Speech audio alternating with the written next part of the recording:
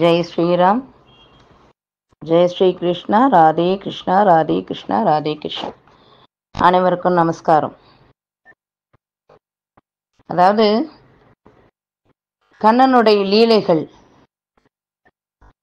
அவன் கண்ணன் அரண்மனைக்கு அழைச்சிட்டு போறான். தன்னுடைய அம்மா அப்பாவை யசோதையும் நந்தனையும் அழைச்சிட்டு போறான். தன் மனைவிகளிடம் 16,108 மனைவிகளிடம் அறிமுகம் செய்து வைக்கிறான். கால்களில் விழுந்து நமஸ்காரம் பண்ண சொல்றான். வசுதேவரும் தேவகியும் நந்தனும் யசோதையும் அறிமுகம் செய்து வைக்கிறான். இப்பெல்லாம் நம்மளா இருந்தா என்ன பண்ணியிருப்போம், இவாதான் வளர்த்தா வச்சான்னு அப்படிதான் இருப்போம். அப்பதான் அவ பார்த்துக்கிறா. இப்போ ஒருத்தரோட ஒருத்தர் நமஸ்காரம் பண்ணி காலில் விழுறா. யசோதை தேவகியை கட்டி பிடிச்சு பேசுகிறாள். யசோதை சொல்றா, தேவகி உன்னிடம் ரொம்ப கடன் பட்டு இருக்கேன் அம்மா அப்படிங்கிறா.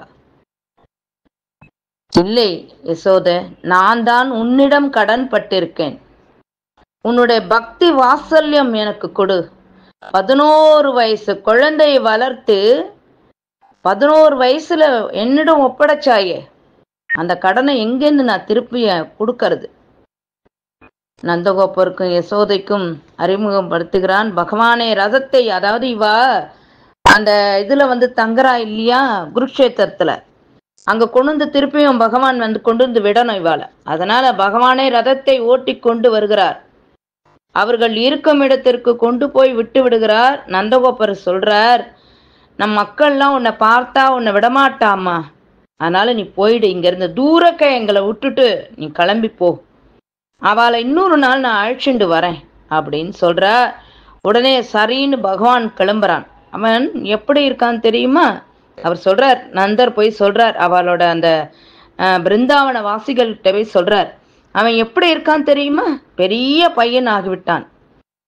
அவன் உடனே கேட்கிறா, அவன் என்ன, அவன் என்ன கொழு கொழு கொழுன்னு நன்னா இருக்கானா அப்படின்னு. உங்களை எல்லாம் அழைச்சிட்டு ஒரு நாள் அரண்மனைக்கு வர சொல்லியிருக்கான். இவன் என்ன கொழு கொழுன்னு இருக்கான்னு கேட்குறான்னா, கிருஷ்ணன் இன்னும் அந்த 10 வயசு 9 வயசு பையன் மாதிரியே தான் இன்னமும் அவளோட மனசுல. அவனுக்கு கல்யாணம் ஆகி பேரம்பேத்திலாம் இருக்குங்கிற நினைப்பு துளி கூட அவளுக்கெல்லாம் கிடையாது. அப்ப அவ கேட்குறா, எங்களெல்லாம் ஞாபகம் வச்சுட்டு இருக்கானா கண்ணன்? நந்தர் சொல்றார், உங்களை எல்லாரையும் ரொம்ப விசாரிச்சுதான் சொல்ல சொன்னான், கண்டிப்பா அரண்மனைக்கு ஆஷிண்டு வர சொல்லியிருக்கான் அப்படின்னு சொல்றா. உடனே இங்க கிருஷ்ணனோட அரண்மனையில ருக்மிணி பட்டத்து மகரிஷி எல்லாருக்கும் ஸ்ரீஜி வந்திருக்கா, கோபிகாஸ்திரிகள் வந்திருக்கான்றது தெரிஞ்சு போச்சு. கோபிகைகள் வந்திருக்காளா என்று தெரிந்து ருக்மிணி தாயார் ஏகாந்தமான வேலையில வருகிறார். இவளை பார்க்கறதுக்கு, ராதாராணியை பார்க்கறதுக்கு ஏகாந்தமான வேலையில வர. ஏகாந்தமான வேலைன்னா இந்த சாயங்கால வேலை. அங்க லலிதா விசாகா இருக்கா. அவ பட்டது, அதாவது இந்த ராதாராணியோட அஷ்ட சகிகள்ல, அதாவது தோழிகள், அஷ்ட சகிகள், அதுல இவா 2 பேர், லலிதா விசாகா. இப்ப வாசல்ல வெயிட் பண்ணிட்டு இருக்கா. யார் நீங்க அப்படின்னு கேக்குறா. அவ சொல்றா, ருக்மிணி கிருஷ்ணனோட பத்தினி அப்படின்னு சொல்றா. அப்படியா அப்படின்னு நமஸ்காரம் பண்றா. ருக்மிணி தாயும் நமஸ்காரம் பண்றா. அவ உலகத்துக்கே தாய் ருக்மிணி தாய். அவ எப்பேற்பட்டவோ, அவ நமஸ்காரம் பண்றா. நீங்கெல்லாம் பெரிய பக்தை இல்லையா, ராதாராணி கோபிகாஸ்திரிகள்லாம் பார்க்கணும்னு ரொம்ப ஆசை எனக்கு, எவ்வளோ பெரிய பக்தை நீங்க அப்படின்னு நமஸ்காரம் பண்றா. உடனே அவ சொல்றா, ராதாராணியை நான் பார்க்கணுமே அப்படின்னு ருக்மிணி தாய் சொல்றா. உடனே இந்த லலிதாவும் விசாகாவும் சொல்றா, ராதாராணி தூங்குகிறாள், என்னன்னே தெரியல, தூங்க மாட்டாள், இன்றைக்கு அதிசயமாக தூங்குகிறாள். பிருந்தாவனமே தூங்கி பல வருடம் ஆகிவிட்டது. கிருஷ்ண பிரேமையில் திளைத்து இருக்கிறது, எழுப்ப வேண்டாம் எழுப்ப வேண்டாம் அப்படிங்கிறா. யாரு? ருக்மிணி தாய் சொல்றா, எழுப்பாதீங்க, பரவாயில்ல, தூங்கட்டும் நன்னா அப்படிங்கிறா. நான் வேணா தூரக்க இருந்தே பார்த்துட்டு போகட்டுமா அப்படின்னு ருக்மிணி தாய் கேட்கிறா. அப்போ இந்த லலிதாவும் விசாகாவும் உள்ளே அழைச்சிட்டு போறா. அங்க இருக்கக்கூடிய வஸ்து, ராதா ராணியினுடைய கட்டில், போர்வை, நகைகள், தலகாணி, விளக்கு, பழங்கள், தட்டு எல்லாம் கிருஷ்ணநாமம் ஜெபிக்கிறது. கிருஷ்ணா கிருஷ்ணா கிருஷ்ணா கிருஷ்ணான்னு ஜெபிக்கிறது. ருக்மிணி தாய் அசந்து போகிறாள். என்ன இது, இந்த வஸ்துவெல்லாம் கிருஷ்ணா கிருஷ்ணான்னு ஜெபிக்கிறதே அப்படின்னு மனசுக்குள்ள நினைக்கும் போதே ராதாராணி எழுந்து விடுகிறாள். ஒருத்தரை ஒருத்தர் நமஸ்காரம் பண்ணி கொள்கிறார். ரொம்ப சந்தோஷம் ஆயிடுறது. ருக்மிணி தாய் சொல்றா, இங்க அத்தனை பேரும் என்னால கூட்டிட்டு வர முடியலமா. 16,108 பட்டத்து மகரிஷிகள் உன்னை பார்க்கறதுக்கு காத்துண்டு இருக்கா அப்படின்றா. அந்த ஒரே ஒரு கிருபை பண்ண முடியுமா உன்னால அப்படின்னு கேட்கிறா. உடனே ராதாராணி சொல்றா, கண்டிப்பா நான் வருகிறேன் அப்படின்னு சொல்றா. ராதாராணி வரா. எங்க கிருஷ்ணனோட மாளிகைக்கு துவாரகா தீசனை பார்க்கறதுக்கு வருகிறாள். கோபிகைகள், அஷ்ட சகிகள், சகியின் தோழி ருக்மிணி அரண்மனைக்கே பார்ப்பதுக்கு வரா. அதுல மாதவியும் வருகிறாள். இதையெல்லாம் பார்க்கிறாள். யாரு? மாதவி பார்க்கிறா. 16,108 ஸ்திரீகள், அவர்கள் யவனம் ஆபரணம் எல்லாத்தையும் பார்த்து மிளிர்றது. அப்படியே கிருஷ்ண பத்தினியாச்சே, எவ்வளவு சுகம். கிருஷ்ணனுடன் ஏகாந்தமா பேசுவாளே. துணி துவைக்கும் போதும் கிருஷ்ண குழந்தையோட கொஞ்சும் போதும் சரி, எப்படி ஏகாந்தமா இருப்பார்கள் என்று பெருமூச்சு விடுகிறாள் மாதவி. இந்த பக்தி காந்தா பக்தி. இதுக்கு பக்தி பேர் காந்தா பக்தி. இவளுக்கு பார்த்த உடனே கிருஷ்ணனை கணவனாக அடைய வேண்டும் என்ற ஆசை வந்துடுத்து. யாரு? இந்த 16,108 ஸ்திரீகளை பார்த்த உடனே கிருஷ்ணனை நம்ம கணவனை அடைய வேண்டும் என்ற ஆசை வந்துவிட்டது. இவர்கள் தங்கி இருக்கும் டெம்பரவரி டென்ட், அதாவது நம்ம ஒரு இடத்துக்கு போறோம்னா டெம்பரவரியா ஒரு டென்ட் மாதிரிலாம் போட்டு கொடுப்பா இல்லையா, அந்த மாதிரி இந்த மதுரா ஜனங்களுக்கு துவாரகா தீசன் அப்படி போட்டு கொடுத்துருக்கானாம். ஆனா அதுவே அவ்வளவு ராயலா இருக்கான். அங்க இருக்கும் தங்க கோப்பை, படுக்கைகள், ஆசனங்கள், விலை உயர்ந்த ஆடைகள், ஆபரணங்கள், சுகந்தமான தைலம், இதையெல்லாம் மாதவி பார்க்கிறாள். எப்படி இருக்கு அப்படின்னு அப்படி நினைச்சு அப்படியே பிரமிச்சு போறாளாம். இந்த ஆசை மாதவிக்கு வந்துவிட்டது. என்ன ஒரு இது, எவ்வளோ நகை நட்டு, என்ன ஒரு படுக்கை, என்ன ஒரு சுகந்தமான வாசனை, இதெல்லாம் பார்த்து ரொம்ப ஆசை வந்துடுது. பகவான் பார்க்கிறான். அவனுக்கு அது தெரியாது. பகவான் இந்த 2 ஆசைகளுக்கும் ததாஸ்து அப்படின்னு சொல்லிட்டான். அப்படியே ஆகட்டும். எந்த ஆசை? கிருஷ்ணனை கணவனை அடையக்கூடியது. இந்த இதெல்லாம் பார்த்துட்டு ஆசைப்படுறது.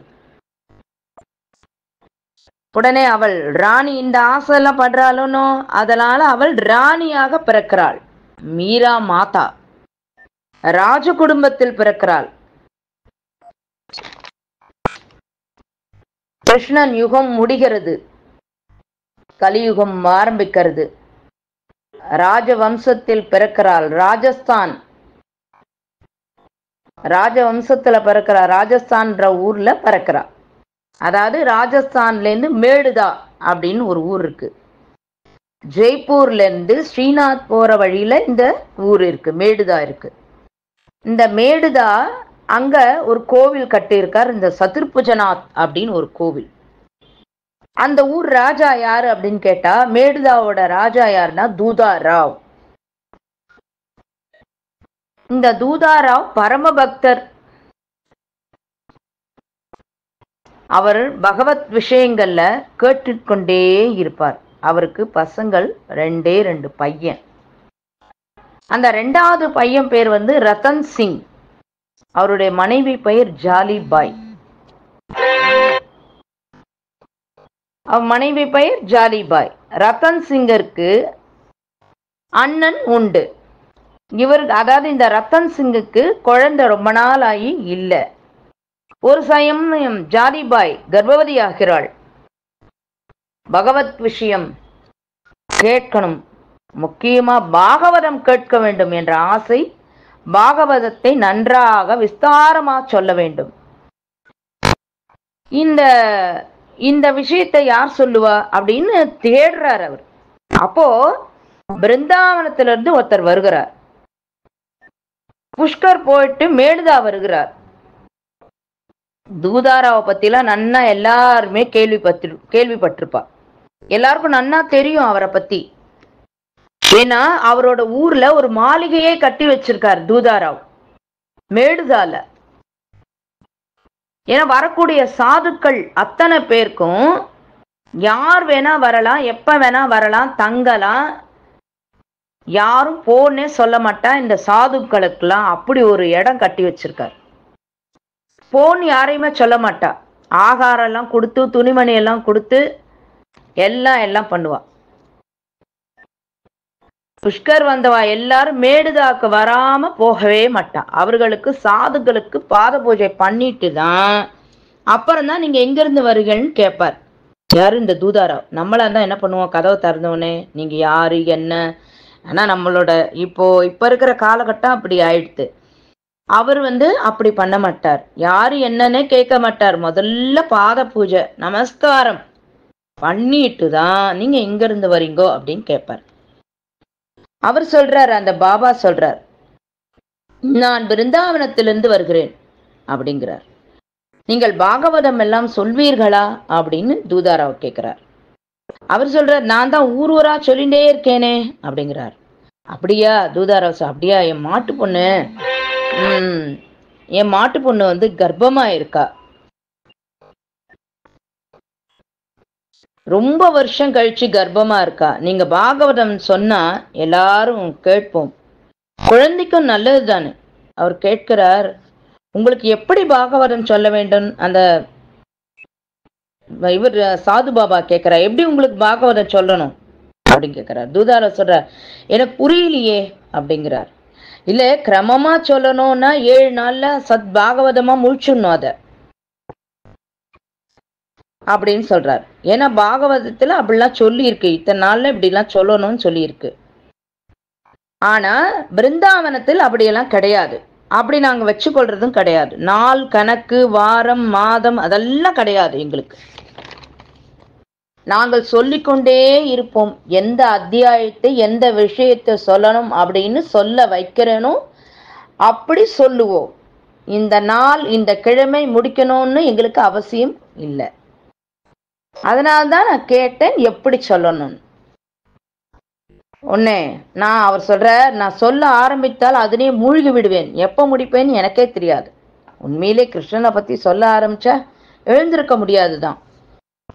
கிரமப்படி என்றால் நீங்கள் வேற யாரையாவது தான் பார்க்க வேண்டும் அப்படின்னு சொல்றார் அந்த பாபா, சாது பாபா. நாங்கள் மாத கணக்கும் ஆகும், உங்களுக்கு ஒத்து வரும்னா சொல்லுங்கோ, நான் இங்க கண்டிப்பா இருந்து சொல்றேன் அப்படின்னு சொல்றார். தூதாராவ் சொல்றார், நீங்கள் நிதானமா சொல்லுங்க, எத்தனை மாதம் ஆனாலும் பரவாயில்லை, இங்கே தங்கிக்கலாம், அவசரமே இல்லை அப்படின்னா. சரி, கிருஷ்ணனோட இஷ்டம், அவன் தீர்மானித்து விட்டான், நான் சொல்கிறேன் அப்படின்னு சொல்றார். மீதி விஷயம் நாளைக்கு. தேங்க்யூப்பா. ஏதாவது தப்பா இருந்தா அடியேன்னு மன்னிக்கவும். ராதே கிருஷ்ணா, ராதே கிருஷ்ணா. எப்படி இருக்குன்னு சொல்லுங்க, பிடிச்சிருக்கான்னு சொல்லுங்க. இதன் அடுத்த பகுதியை தொடர்ந்து அடுத்த வெளியீட்டில் பார்ப்போம்.